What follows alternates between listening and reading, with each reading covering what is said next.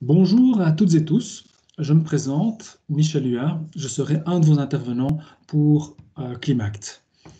Je suis ingénieur de formation avec près de 30 ans d'activité professionnelle dans le domaine de l'énergie, au travers d'études pour le développement des énergies renouvelables ou des projets d'amélioration de l'efficience énergétique.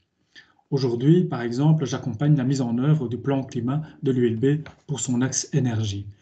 J'enseigne à l'ULB et à l'Université de Namur des cours sur l'énergie et plus précisément les liens entre énergie, société et environnement, et d'autre part des éléments de management de l'énergie. L'approche est résolument interdisciplinaire afin de donner des outils de compréhension qui facilitent le dialogue entre les différentes disciplines, l'objectif étant d'aborder la transition énergétique de manière systémique. Donc, l'approvisionnement énergétique est un enjeu de nos sociétés modernes. Aujourd'hui, près de 80% de notre consommation finale est issue de ressources fossiles. La substitution de ces énergies fossiles est un enjeu majeur.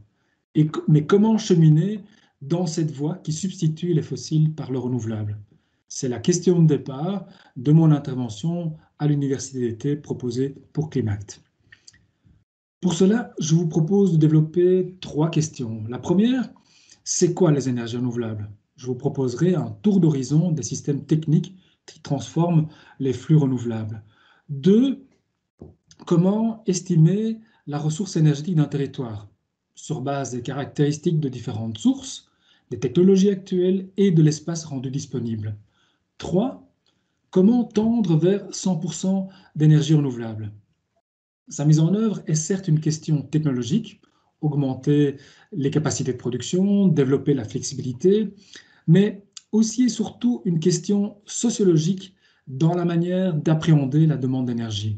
Il convient donc de tenir compte du cadre sociotechnique dans lequel nous évoluons, c'est-à-dire le cadre matériel, le contexte social et le niveau individuel qui influencent l'intensité énergétique de nos pratiques. Vous avez ainsi un aperçu du contenu de mon intervention et je serai ravi de voir cela avec vous prochainement.